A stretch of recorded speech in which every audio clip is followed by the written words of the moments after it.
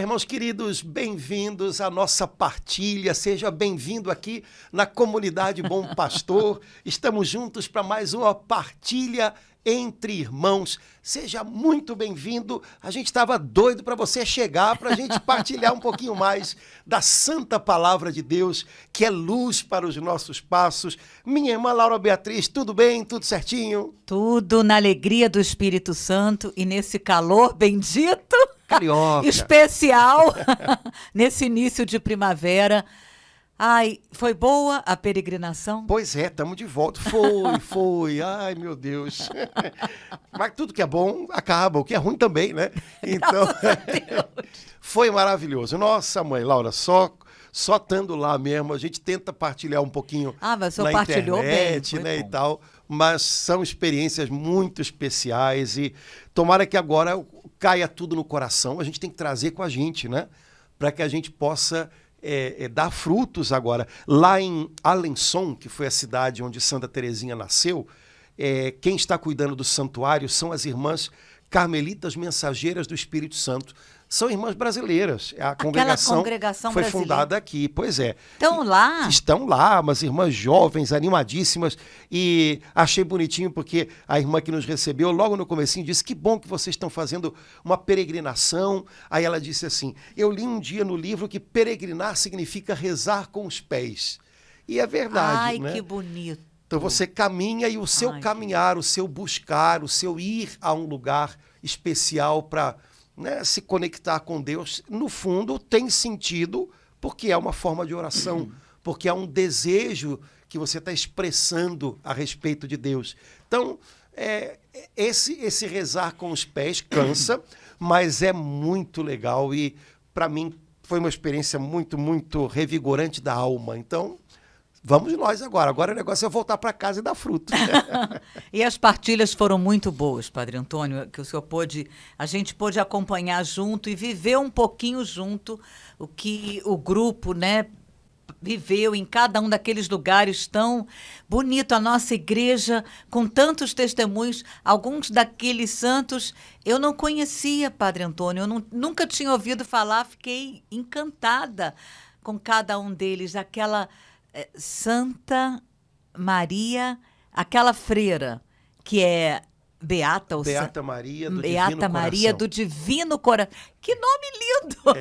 E é em Portugal, porque ela era alemã de origem, ela era uma condessa alemã, mas depois dela ir para a vida religiosa, ela ela estudou num colégio das Irmãs do Sagrado Coração de Jesus, de Santa Madalena Sofia Bará. Elas tiveram um colégio durante muito tempo aqui no Rio de Janeiro, né? E é uma congregação dedicada, de modo especial, era dedicada à instrução de moças de classes sociais elevadas, né? E ela estudou num colégio dessa congregação na Suíça. E quando ela quis ser religiosa, a família imaginou que naturalmente ela iria para essa congregação, até porque era dedicada ao coração de Jesus, que era o grande chamego dela.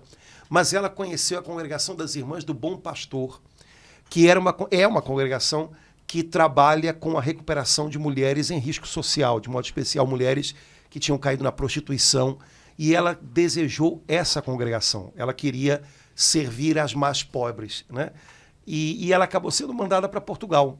Então, ela viveu o pouco tempo de vida religiosa dela, porque ela morreu relativamente jovem, e praticamente o final todo, e como religiosa professa solene e tal, no Porto, em Portugal. E ir no conventozinho dela foi uma experiência muito legal, porque algumas irmãs acolheram a gente lá, e uma irmã, que a gente até colocou a foto dela no Instagram, que trabalhou 40 e poucos anos em Angola como missionária, e nossa, olha que doce. Todo mundo queria trazer ela na mala com a gente. Mas não deu. Mas, assim, foi muito, muito, muito especial. Então, de fato, como você disse, isso é a nossa igreja. Que a nossa beleza, igreja, o que a nossa igreja tem para mostrar são os efeitos da graça de Cristo que habita nela. O que é próprio da igreja é a graça de Cristo. O que é constitutivo da identidade da igreja é a graça de Cristo. Então, o que é o verdadeiro rosto da igreja? Os santos que ela faz brotar. Desculpe a expressão, as porcarias são nossas. Às vezes o pessoal gosta de usar uma expressão que é errada, né? A igreja é santa e pecadora. Não, a igreja é santa. Pecador sou eu. A igreja é fonte de santidade. A igreja não é fonte de pecado. A igreja é machucada pelos meus e pelos seus pecados pessoais, pelas nossas escolhas erradas, pelo nosso orgulho, pela nossa leviandade. Isso é nosso. E isso machuca a igreja. O que a gente recebe da igreja e que é próprio dela é o amor de Jesus, é a graça transformante do Espírito Santo. Então, o que é característico da igreja, o que mostra a identidade dela, são os seus frutos de santidade. O resto é meu, é seu, é dele, é dela, é nosso. Isso é nosso, isso não é a igreja, isso somos nós.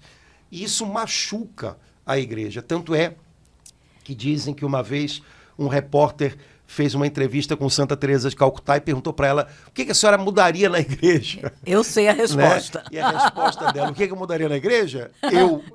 Né? De fato, o que precisa ser mudado na igreja? Eu preciso ser mudado na igreja. Você, né, cada pessoa que faz parte dela, mas que não esgota, não é a igreja. Nós somos membros da igreja, mas nós não somos a igreja. A igreja é mais do que nós. E a igreja é o coração de Cristo atuando nesse mundo, gestando a nós a vida sobrenatural, a vida da graça. Isso é a igreja. Portanto, se eu quero entender o que é a igreja católica, eu tenho que procurar os seus santos. O resto é só sociologia. Eu vou entender que a igreja católica, vou visitar o Vaticano. Você vai entender o que é uma estrutura para servir a igreja. Às vezes serve bem, às vezes não tão bem. Mas não é a igreja, não precisa ir no Vaticano. Né? Padre Antônio, foi isso que o senhor falou, que eu experimentei acompanhando santos e beatos que eu nunca tinha ouvido falar. Então, a experiência, a sensação, o sentimento que eu tive foi, meu Deus, a nossa igreja, porque às vezes a gente fica ouvindo, né, Padre Antônio, tantas coisas pesadas em relação à igreja, né? Então, essa peregrinação que o senhor fez com aquele grupo a gente via no rostinho de cada um, né? A alegria, o amor, a ternura do Pai. Meu Deus, a nossa igreja, uma beata lá em Portugal, que não era portuguesa, que era alemã, na Congregação do Bom Pastor. Gostei do nome. Eu adorei também. Gostei do nome. Depois, aquele Dom Columba Marmion, meu Deus, então é uma riqueza muito grande. Muito grande. A nossa igreja, que o Espírito Santo tem levantado. Isso aí nos encoraja, nos enche de alegria, que às vezes a gente vê cada notícia pesada de um, de outro, de um padre, não sei o quê, não sei o quê. Então, isso reanima a nossa fé, isso enche o nosso coração de alegria, de gratidão a Deus e dá vontade, Senhor, muito obrigada, a tua igreja santa. O Senhor suscitou tantas pessoas, quando a gente conhece um pouquinho deles, a gente fica mais animado. O Senhor fez isso no coração dele, pode fazer no meu também. Na verdade, Laura, se a gente for pensar assim, com clareza, né? O que sai em notícias, normalmente os pecados dos filhos da igreja, não era para ser notícia, porque isso é o ser humano naquilo que ele tem de mais corriqueiro e naquilo que ele tem de mais chão. É o que a gente faz quando a gente se deixa arrastar pelos impulsos da gente. Alguém se surpreende com isso? Por outro lado, o que normalmente não vira notícia, que é o que o Espírito Santo faz quando a gente se deixa conduzir por ele, isso é que era para ser o extraordinário. Exatamente. Porque isso é que é o incrível, né? Isso é que devia chamar a atenção, porque isso é inaudito. A gente sozinho não consegue fazer. Né? A gente sozinho não tem esse grau de generosidade, de entrega de vida. Então, isso sim merecia virar notícia. Agora, burradas, erros nossos. Por que notícia? Porque, no fundo, isso é o trivial da gente. Isso é o que a gente faz sozinho. O bonito é o que a gente faz com Deus, né? Isso é que é o diferencial. Então, quando uma pessoa se interessa por conhecer a vida dos santos, conhecer a história da nossa igreja sob esse ponto de vista, quando não é por uma questão de curiosidade, ficar só decorando coisas, mas quando é uma gratidão, quando é um encantamento, nossa, isso faz um bem enorme pra gente. Nossa. Porque a gente vê pessoas que tinham tudo para dar errado, que nem nós, e de repente a gente olha, nossa, como é que essa pessoa deu certo, né? Como é que essa pessoa, como é que Deus fez algo lindo nessa pessoa. E pode fazer em mim também. Amém, pode. Foi esse o sentimento que eu tive. E por falar em pessoas que tinham tudo para dar errado e que o Senhor fez algo extraordinário, Padre Antônio, muito obrigado. Obrigado, igreja no Brasil. Eu estou amando São Paulo. Eu estou amando, meu Deus, que beleza essa carta aos Efésios, que experiência profunda que ele teve, que bom que ele escreveu essa carta e que a igreja anuncia para nós e pediu, né, para a gente tomar nesse mês da Palavra de Deus em setembro. Então, vamos retomar? Vamos retomar a carta aos Efésios. Ela é realmente, é o meu livro preferido da Bíblia. Ganhou, assim, no concurso. Já está até soltando da Bíblia já, porque... Tem que colar essa parte. Tem sim. Ela é especial. Eu entendi que na carta aos Efésios, Paulo ajuda a gente a olhar o centro, o essencial do propósito de Deus. Nossa. Deus é simples. E tudo que ele faz, e tudo que ele alcança, e tudo que ele move, é movido por essa simplicidade que é característica dele. Simplicidade não é superficialidade, não. Simplicidade. Existe uma unidade que permeia tudo, que clareia tudo, que não permite que a gente se perca em meandros, em confusões. Deus é simples e o que ele faz e o modo como ele toca o homem também é. E me parece que na carta aos Efésios, Paulo manifesta isso de uma maneira tão delicada e tão profunda, e ele faz isso de uma maneira, como é que a gente poderia dizer, em espiral, né? Porque no capítulo 1 ele faz isso, depois no capítulo 2 ele faz de novo com outras palavras, e no capítulo 3 ele faz de novo com outras palavras. Então ele no fundo está retomando, ele está voltando sempre àquilo que é essencial, e está abrindo, ele está alargando o entendimento, mas sempre do mesmo ponto, ele está voltando sempre ao mesmo ponto. Quando a gente compreende isso, eu acho que é interessante, porque reforça também na gente aquilo que é o ponto-chave. Então, o ponto-chave é Jesus é o centro de todo o plano de Deus para a criação. Jesus é o alvo aonde Deus deseja conduzir toda a criação. Nele tudo volta ao seu lugar.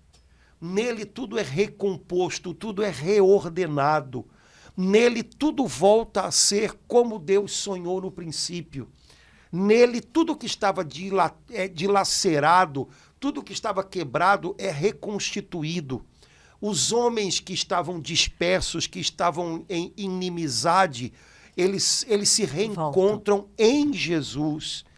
Então, isso para mim fica tão claro em Efésios que não dá para complicar muito isso, sabe?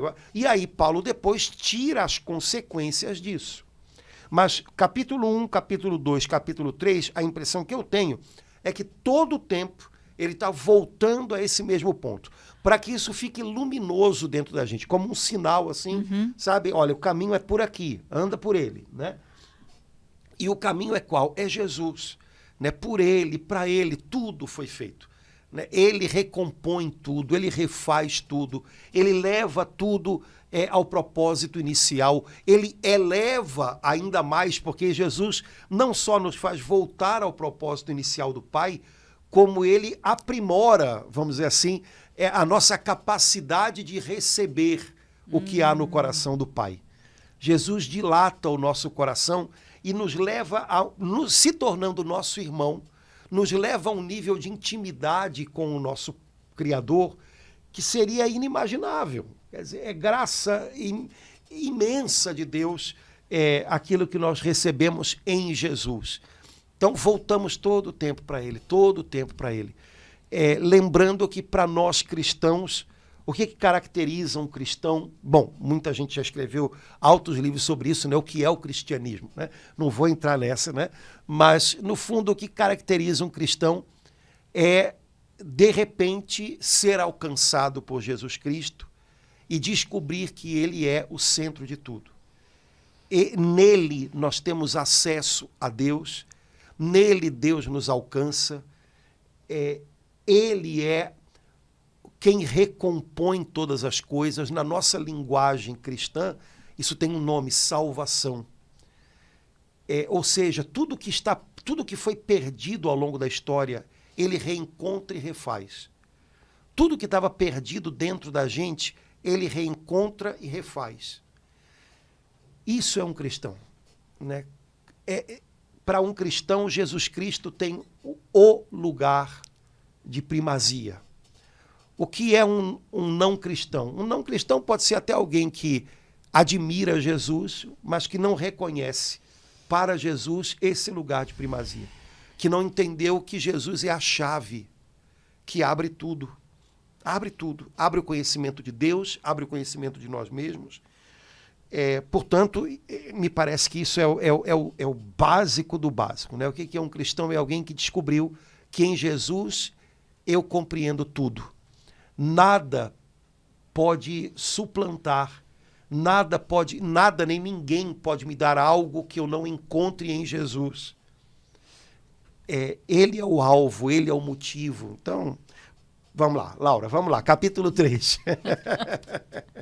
Paulo volta para o argumento, né? Pois então, é. Em Jesus, e ele aqui toca uma questão que no tempo dele era fundamental, que no nosso tempo não é muito, e por que não é uma questão, como é que a gente pode dizer, uma questão atualmente fundamental do ponto de vista prático, ela não cria dificuldade no tempo de Paulo criava, a gente perde um pouquinho de vista, mas, por outro lado, essa mesma questão pode ser, no nosso tempo, abordada de um modo mais atual. Que questão é essa? Paulo queria que todo mundo olhasse para ele como o apóstolo dos gentios. Minha tarefa é anunciar que em Jesus, os gentios, ou seja, aqueles que não fazem parte do povo eleito de Deus, aqueles que não fazem parte do povo que tem uma aliança primeira com Deus, o povo de Israel, que pra também gente esses parece, mas era algo totalmente novo, né, padre? Também esses são, em Jesus, trazidos para a aliança com Deus. Em Jesus há uma nova e eterna aliança. É para os judeus, mas também é para aqueles que estão fora.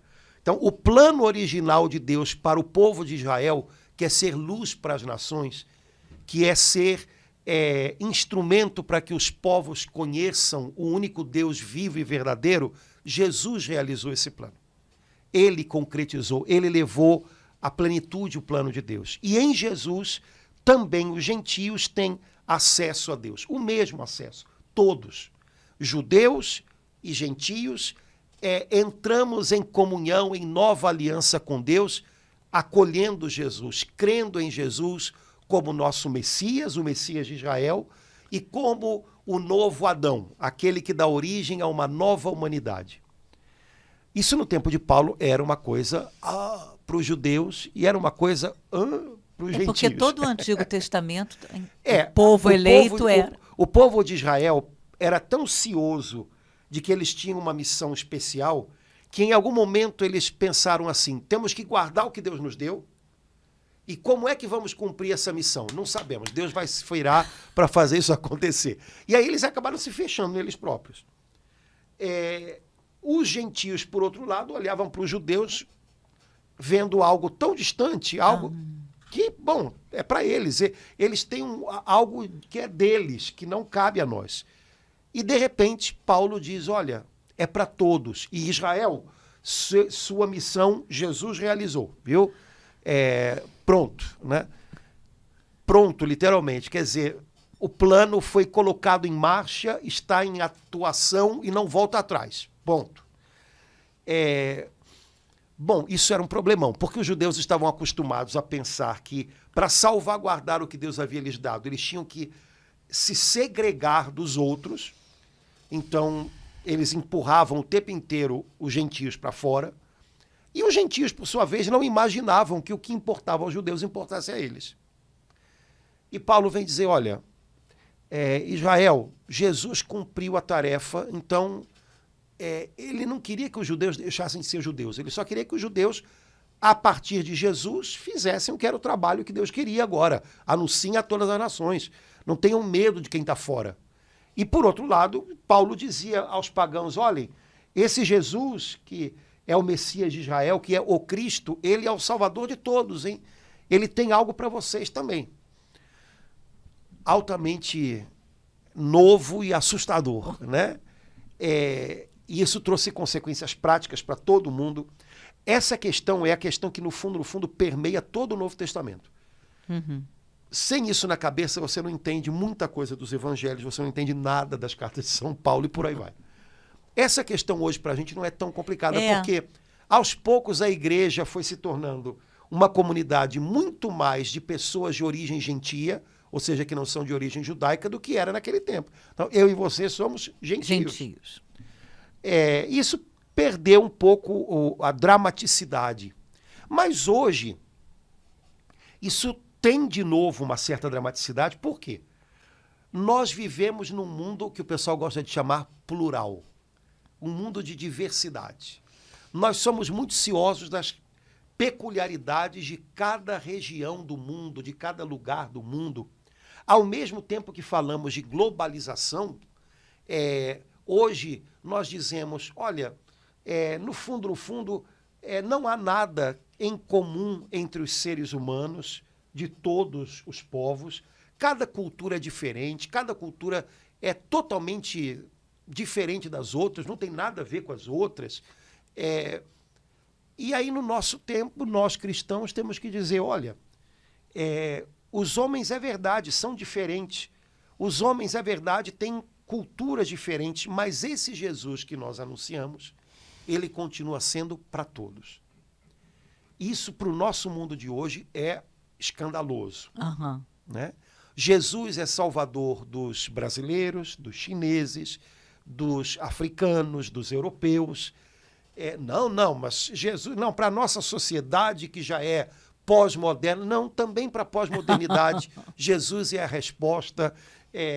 E para aqueles que ainda estão na pré-modernidade lá na África, também é a resposta.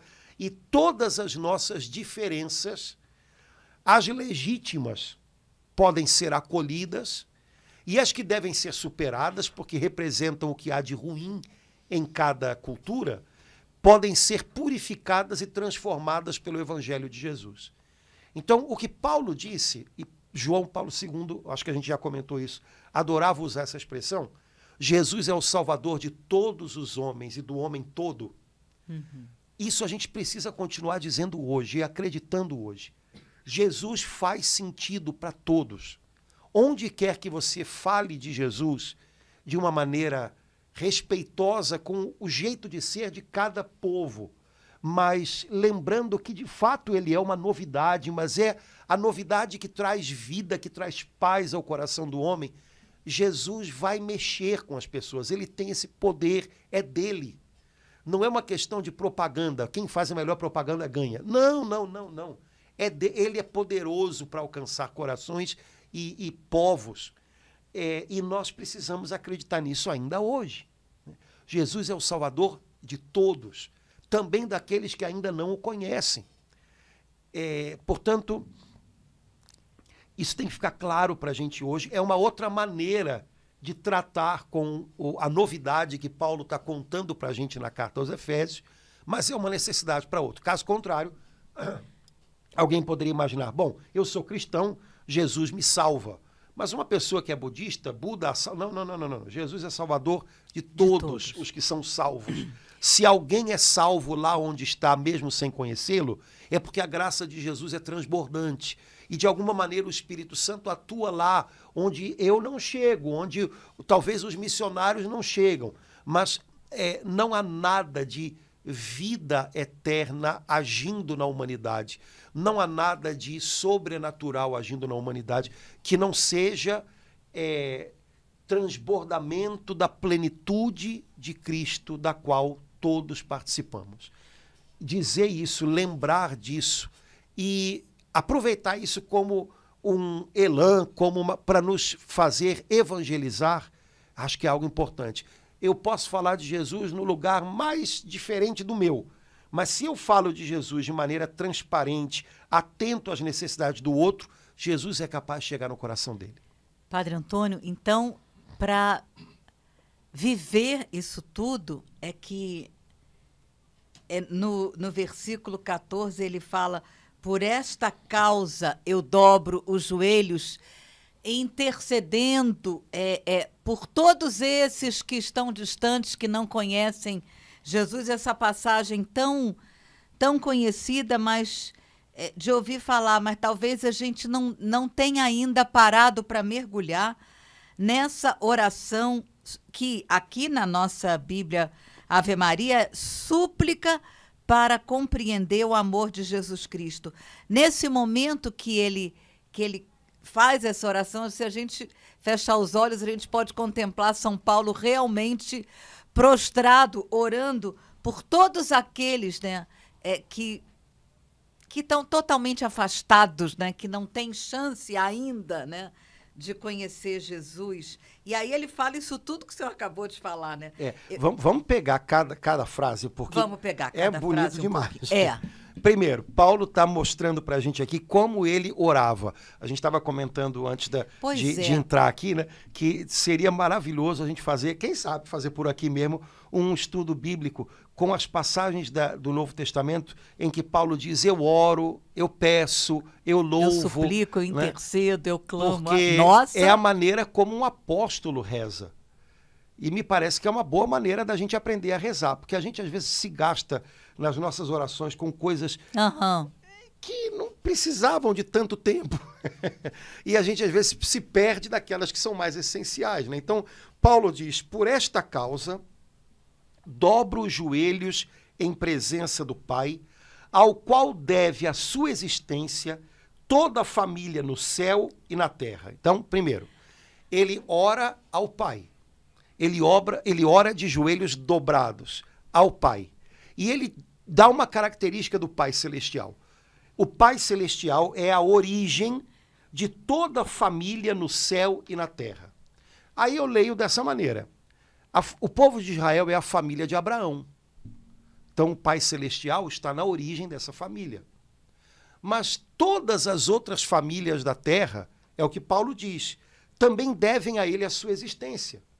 Então, todas as famílias das nações têm o mesmo Pai Celestial na sua origem.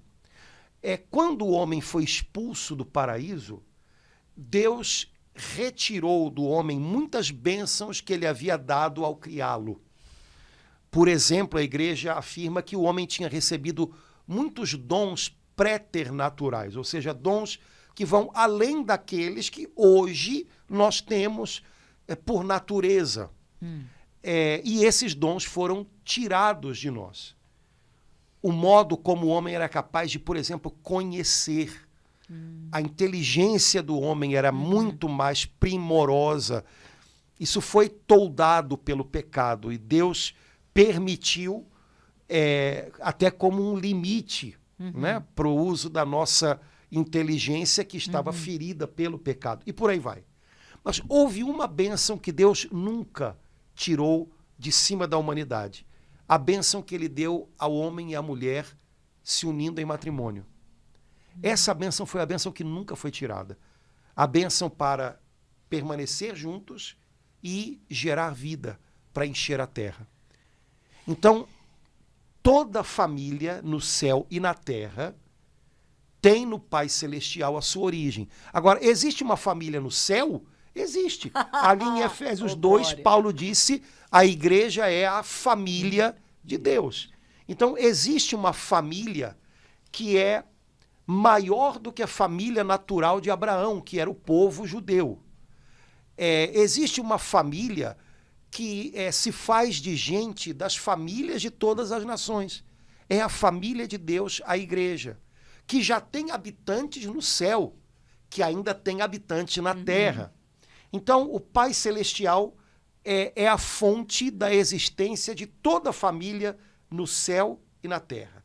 É uma bonita maneira de falar do Pai. Ou seja, ele é Pai mesmo, né? Ele é Pai acima de tudo porque é o Pai do Filho eterno que se fez homem, nosso Senhor Jesus Cristo. Então, ele é Pai desde toda a eternidade. Ele é Pai ao nos criar, nos dando a graça, nos dando a bênção de poder gerar famílias humanas. Ele é Pai do povo de Israel, o povo da primitiva aliança. Ele é Pai da igreja, que é a sua família. Então, por todos os títulos, a origem de todas as coisas é o Pai Celestial. Ele chamar, que ele poderia, em presença do Senhor, em presença do Criador, me tocou muito ele se dirigir ao Criador como Pai. Pai, porque Jesus veio nos ensinar, em primeiro lugar, a chamar Deus, o seu Pai, de nosso Pai.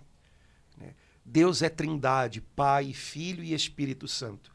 Jesus é Deus com o Pai e o Espírito Santo. O Espírito Santo é Deus e merece adoração e louvor como o Pai e o Filho.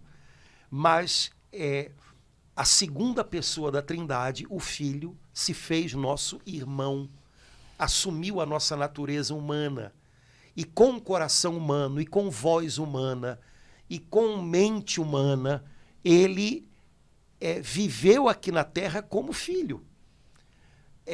Mergulhou o seu coração no Pai como filho, obedeceu ao Pai como filho, teve relacionamento com o Pai como filho, mas tudo isso também de maneira humana, não apenas do modo como ele tinha esse relacionamento na eternidade, também de maneira humana. E aí entra, por exemplo, a obediência, que é a maneira humana como um filho se relaciona com seu pai. Né? Obediência, a gente tem que alargar um pouquinho essa palavra na cabeça da gente, viu? Obediência não é manda quem pode e obedece quem tem juízo. Obediência é o tipo de relacionamento que um filho tem com humano tem com seu pai. Ora, o Filho eterno se fez homem, portanto, também como homem, ele teve relacionamento com o Pai. E esse relacionamento foi um relacionamento de obediência. Portanto, ele se fez um conosco, um de nós, para que nós nos tornássemos um como ele, ou seja, para que nós nos tornássemos filhos de Deus. Isso é a coisa mais inacreditável do mundo. E quando a gente entende isso, acabou-se, né? Quer dizer, muda tudo. E, né? Padre Antônio, e mesmo ele não tendo sido um dos 12, né? Mas que intimidade com o Pai, que intimidade com Jesus, para ele fazer essa oração chamando Deus de Pai. Mas é assim que a igreja ensina a gente a orar assim. Quando a gente participa da liturgia da igreja, todas as vezes que, por exemplo, no comecinho da missa, ó Deus é o Pai. Ó Pai, por nosso Senhor Jesus Cristo, na unidade do Espírito Santo. Laura, toda a missa, só tem 2 orações na missa, toda a missa é dirigida ao Pai. Ou seja, Jesus está conosco. Todas as horas, menos a da paz, né? Jesus é o Cordeiro de Deus. Mas Jesus está conosco para nos unir à filiação dele, ao ser filho dele. Jesus se oferta ao Pai uma vez por todas, e essa oferta perdura, e em cada Eucaristia essa oferta celebrada se atualiza em cada um de nós. Ele na Eucaristia, na missa, ele nos atrai para dentro da oferta dele, para que a minha vida seja oferta de filho ao Pai, como a vida dele. E a gente precisa forçar um pouquinho a gente mesmo a aprender a orar desse jeito. Né? E a gente não se força muito, simplesmente quando a gente aprende a orar com a igreja. Então, aqui, de uma forma muito clara e terna, né? A gente está aprendendo, São Paulo está também, como acontece na missa, nos ensinando a orar, a nos dirigirmos ao Pai junto com Jesus, em nome de Jesus, na força do Espírito Santo. O Espírito Santo que vive em nós, ele vive em nós para nos atar a Jesus, para nos identificar com Jesus. E a nossa identificação com Jesus chega a tal ponto que quando a igreja ora Pai, é ele orando em nós.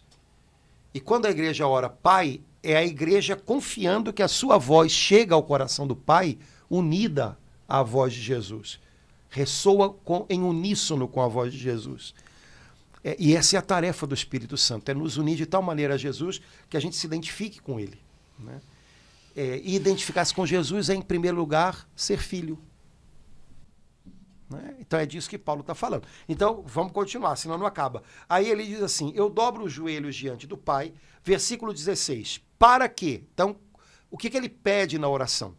Para que vos conceda que sejais poderosamente robustecidos pelo Espírito Santo, com o objetivo do crescimento do vosso homem interior.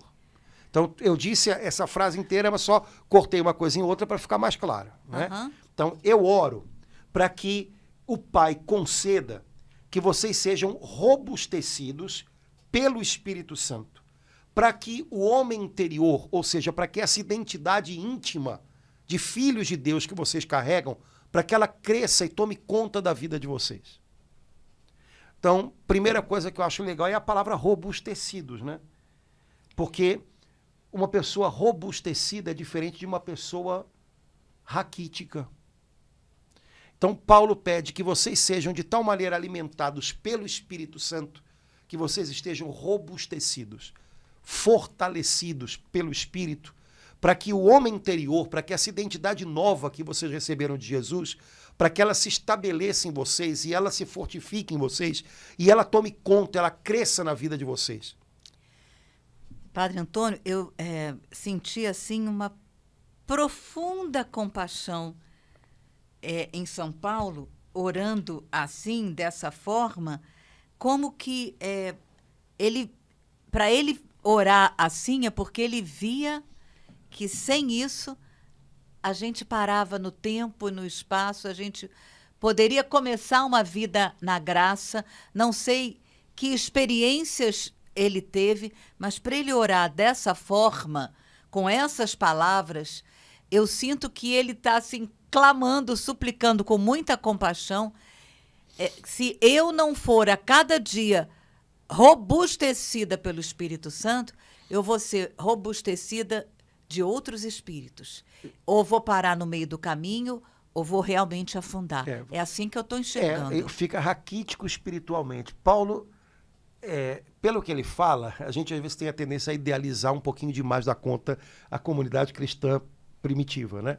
Mas pelo que ele fala nas cartas dele, então, ele encontrou muitos cristãos espiritualmente raquíticos, que estavam se deixando confundir pelas doutrinas do entorno deles, que estavam se entregando a intrigas. Paulo possivelmente foi levado à morte por intrigas entre cristãos. Então ele deve ter conhecido gente espiritualmente muito raquítica. E deve ter ficado muito compadecido disso, né? Porque ele sabe que um cristão robustecido é uma potência nas mãos de Deus, né? E um cristão raquítico, ele ocupa um espaço que poderia ser, né, uma fonte de coisas incríveis, né? Mas não cumpre a sua missão, não realiza a sua identidade mais profunda, né? Então, quem sabe hoje, se Paulo olhasse para nós, ele veria em nós cristãos raquíticos, né? Apesar de estarmos talvez na igreja, estarmos aqui, mas espiritualmente raquíticos, ou seja, o nosso homem interior não está robustecido. Até fazemos algumas coisas, corremos, faz isso, faz aquilo, vai lá, fala na internet e tal, mas não é isso que robustece o homem interior, né? O que robustece o homem interior é ser alimentado pelo Espírito Santo. O homem exterior, às vezes, está até agitado e pode até fazer mais agitação, né? Mas não dá fruto, não dá fruto, né? Então, hoje, acho que seria, né, por mais que seja uma pergunta dura, mas seria uma pergunta importante. Eu estou interiormente robustecido ou eu estou interiormente raquítico? Eu estou alimentado para que eu possa gastar as minhas energias com o reino de Deus, ou eu estou à míngua? E às vezes nem percebo isso, porque externamente eu estou, mas por dentro, à míngua. Como um instrumento que não pode ser usado, né? Essa semana eu estava rezando, me veio a imagem de um martelo ou uma faca sem corte, sem força. Quer dizer, tem o potencial de cortar, tem o potencial né, de ser usado por um artesão, mas não serve porque não está afiado, porque não está arrumado, aprumado. Poxa vida, será que eu estou assim nas mãos de Deus? Senhor, vem meu socorro. Obrigado porque o Senhor está me mostrando isso e eu agora entendo que eu preciso, no fundo, isso é o que eu mais preciso hoje, ser robustecido interiormente pelo Teu Espírito Santo, para que eu possa dar fruto, né, do que o Senhor está fazendo em mim. Padre Antônio, eu conheço essa passagem há pelo menos uns 45 anos. É incrível, né, o que o Espírito Santo faz quando a gente, né, para um pouco. Mas a compreensão que eu estou tendo agora esse clamor de São Paulo, é isso que o senhor falou, né? O que ele via ali para ele clamar de joelhos dobrados que a gente seja robustecido. Então, ele entendeu que se a cada dia a gente não pedir isso para a gente e para os outros, né, a gente corria um risco sério, né? Sim. E me parece, né, que, aí voltando àquela história, né, das orações de Paulo, me parece que isso ajuda a gente a ir ao lugar certo, vamos dizer assim, nas nossas orações. Quando eu oro por mim mesmo, eu oro pedindo isso? Ou eu tenho uma lista de coisas tão grande que passam, que isso nem entra na lista. Quando eu oro pelas pessoas que eu amo, por quem eu devo interceder, é isso que eu peço? Ou eu peço um monte de outras coisas que, até se Deus colocar na mão delas, corre o risco de elas se embolarem com aquele negócio, porque não tem condição de assumir alguma coisa, né, daquelas que eu peço, né, para elas. Mas eu imagino um pai ou uma mãe, quando oram pelos filhos. Qual foi a última vez que você, que é pai ou mãe, orou pedindo que o Senhor robustecesse interiormente o seu filho ou a sua filha, para que o homem interior dele ou dela fosse forte? A gente pede um monte de outras coisas. E que se Deus der, está arriscado até o filho da gente para o inferno. Entendeu? Porque a gente está pedindo errado. A gente está pedindo que ele tenha mais dinheiro. E o cara sabe administrar isso. Se ele não sabe, se ele não é espiritualmente robustecido pelo Espírito Santo, cara, você bota mais dinheiro na mão de uma pessoa dessa, ela se embanana. Você bota uma pessoa dessa em evidência, num ambiente de sucesso, de fama, essa pessoa se embanana. Agora, se você tem um homem ou uma mulher robustecido pelo Espírito, você bota dinheiro na mão dele, ele vai saber o que fazer. Ou você coloca essa pessoa em evidência, ela vai saber se comportar. Mas o que a gente reza? Será que a gente tem oração de cristão robustecido? Ou a nossa oração já é indicativo de que é oração de cristão raquítico? Então, essas coisas todas, acho que, né, a Bíblia ajuda a gente a repensar um pouquinho, né, as coisas todas. Então, enfim, vamos para frente, senão não acaba, Laura. Versículo 17. Outra coisa que Paulo pede. Pois é. Que Cristo habite pela fé em vossos corações, arraigados e consolidados na caridade. Então, ponto. Então, isso é o que ele pede. Depois ele vai dizer para que serve, né? Então, que Cristo habite no seu coração pela fé. Então, no fundo, tem uma afirmação aí. Quando eu creio em Jesus, ele mora em mim. Fé não é apenas um achismo. Para muitas pessoas hoje, eu acredito naquilo que eu não tenho certeza. A ciência me dá certezas. A fé, eu não posso saber, então eu acredito. E, Padre Antônio, se ele colocou isso aqui no segundo ponto, significa que para que Cristo habite pela fé, hoje, no meu coração, eu preciso antes pedir que eu seja robustecido pelo Espírito Santo. Senão, ele fica lá meio... Fé não é um achismo, fé não é, sei lá, Habite pela fé. não é um argumento que me convenceu. Fé é uma adesão do meu ser inteiro a Jesus. Então, a fé envolve o meu pensamento, o meu sentimento, tudo que há em mim, a minha vontade, e é uma adesão a Ele. Fé é um tipo de relacionamento com Jesus que muda a minha vida. Esse relacionamento me é dado pelo Espírito Santo. Esse relacionamento me envolve por inteiro, então não é um pedaço de mim. Eu tenho fé aqui e tenho amor depois aqui. Não. Fé e amor trabalham sempre juntos. Por isso Paulo diz, arraigados e consolidados na caridade, que é esse amor poderoso que vem de Deus. Né? Então, arraigado vem de raiz, né? Exato, né? Enraizado no amor, né? Que vem de Deus. Então o Espírito Santo suscita fé na gente, mas essa fé não é uma adesão só intelectual.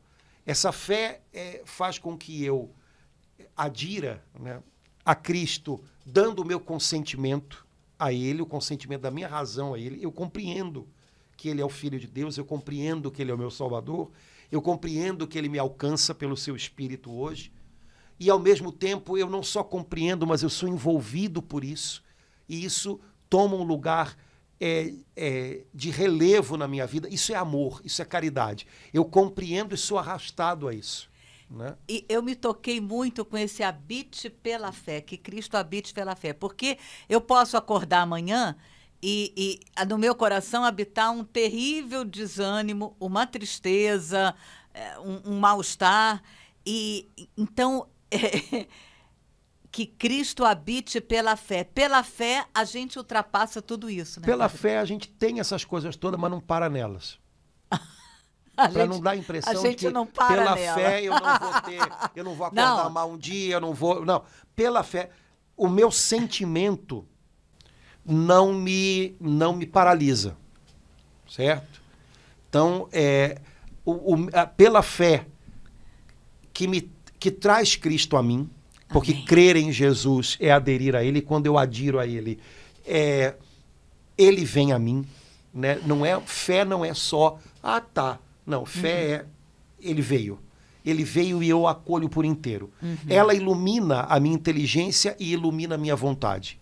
E por causa dessa iluminação, eu sou capaz de colocar em ordem sentimentos que são a parte mais superficial do meu ser, que de outra maneira mandariam em mim.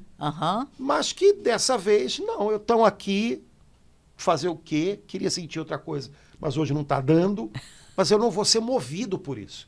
Há muitos anos atrás, eu era moleque, eu ganhei um folhetinho desses que eu não sei se alguém que dava, o pessoal, antigamente da Assembleia de Deus, o pessoal dava umas coisinhas na rua, né, pra gente, mas eu guardei aquilo há muito tempo, que era um folhetinho que tinha um trem, um folhetinho que falava de fé, poucas frases, e tinha um trem. E no trem estava escrito, assim, tinha a locomotiva, e estava escrito fé. Aí atrás estava escrito inteligência, e no último vagão era sentimento. É interessante porque muita gente imagina que fé é sinônimo de sentimento. E quem imagina isso quebra a cara rápido. Porque não amadurece, cara. Não amadurece. Minha fé está aqui. Ela, às vezes, briga com os meus sentimentos. Ela, às vezes, concorda com os meus sentimentos. Ela, às vezes, sei lá, é aquecida pelos meus sentimentos, mas ela não são os meus sentimentos. Tá? E se eu não entender isso, toda hora eu vou estar tendo a impressão de que eu estou começando do zero de novo. Mas hoje eu não estou bem. Hoje eu não estou me sentindo bem. Eu vou fazer o quê, cara? Nossos sentimentos são a parte mais superficial da gente. É a parte que está mais suscetível ao que vem de fora. Então, cara, me bateu, encolhi. Né? Levei uma beijoca, estou me sentindo maravilhoso. Tu vai ficar nessa. Tudo isso é normal. A grande questão é, eu fiz disso a minha locomotiva? Aham. Porque se eu fiz disso a minha locomotiva, em algum momento, essa locomotiva não tem combustível para ir para frente. Isso é vagão, tem que colocar lá atrás. A locomotiva é a fé, então vamos embora. Ela é que me leva. Ela ilumina a minha razão, a minha inteligência, me faz perceber, né, o que a minha razão, às vezes, até intuía, mas não com tanta clareza. Ela ilumina e fortalece a minha vontade para que eu queira o melhor, para que eu queira a vontade de Deus. E ela, às vezes, briga com os meus sentimentos, coloca eles em ordem, às vezes concorda com os meus sentimentos e às vezes é aquecidinha pelos meus sentimentos. Mas não se identifica com eles. Fé, na linguagem cristã, não é achismo, não é o contrário de certeza. Ciência me dá certeza. Tá. A fé é aquilo que eu não sei, que eu não posso explicar, que é ilógico. Peraí, o que é ilógico não tem, às vezes, muito a ver com fé, tem a ver só com um erro de cálculo. Sei lá, né? Fé não é isso, né? Fé não é acreditar em si próprio. Eu acredito muito em mim mesmo, isso é fé. Não, não é não, querido. Isso aí é autoconfiança. Às vezes funciona, outras vezes é um desastre, né? Fé sei lá, é acreditar em qualquer coisa. Isso é péssimo, né? Normalmente, quem não tem esta fé acredita em qualquer coisa. Né? Então tem que limpar o terreno, porque é uma palavra que a gente usa demais, mas que na linguagem da Bíblia, que é a linguagem de Deus, ela tem um sentido mais... E fé nunca anda sozinha. Fé anda sempre com caridade, amor. Porque não é só um assentimento da cabeça, é um envolvimento com Cristo. Então o amor não dá para você soltar ele da fé, porque senão não seria envolvimento. Porque senão a fé não te daria Cristo. Ele não habitaria em você. Ele seria alguma coisa diante de você e você... tá. Né? Beleza, Laura? Agora, a partir do versículo 18, ele pediu isso, robustecimento do homem interior pelo Espírito, que Cristo habite pela fé nos corações, consolidados na caridade, para quê? A fim de que possais com todos os cristãos compreender qual seja a largura, o comprimento, a largura, o comprimento, a altura e a profundidade. Nossa. Isto é, conhecer a caridade de Cristo, que desafia todo o conhecimento, e sejais cheios de toda a plenitude de Deus. Ou seja, ele pediu, olha, eu quero que vocês tenham isso. Se vocês forem robustecidos pelo Espírito e arraigados em amor, numa verdadeira fé em Cristo Jesus, vocês vão ter tudo. Ele está falando de plenitude de Deus é tudo. Vocês vão ter tudo. Nada vai fazer falta. Vocês vão ser mergulhados no amor de Cristo. Que quando ele fala de largura, comprimento, altura e profundidade, ele está falando de uma piscina. Né? Ele está falando de uma piscina. Ou mar. Né? Ou de um mar. Né? Então, que vocês sejam mergulhados nisso. Que isso envolva vocês por todos os lados. Que isso tenha a ver com tudo na vida de vocês. Porque assim vocês vão ser cheios de toda a plenitude de Deus. Ou seja, Deus vai preencher cada área, cada dimensão da vida de vocês. Não, a religião de vocês não vai ser um compartimento, não vai ser uma tarefa de domingo de manhã. Ela vai trazer vida abundante para vocês em tudo. Vocês vão ser mergulhados no amor de Deus e vão ser encharcados nele em todo lugar onde vocês estiverem. Isso é cristianismo. E ele completa... tem uma música linda com esse versículo, Padre Antônio. Aquele que pela virtude que opera em nós pode fazer infinitamente mais do que tudo quanto pedimos ou entendemos.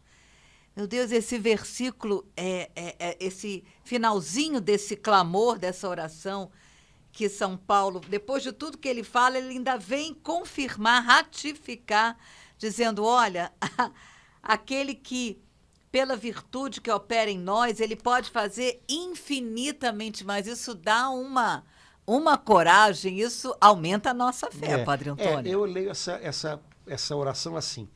Aquele, ou seja, ao Pai, que pela virtude que trabalha em nós, o Espírito Santo, pode fazer infinitamente mais do que tudo quanto pedimos ou sonhamos, a ele seja dada glória na Igreja e em Cristo Jesus, por todas as gerações de eternidade.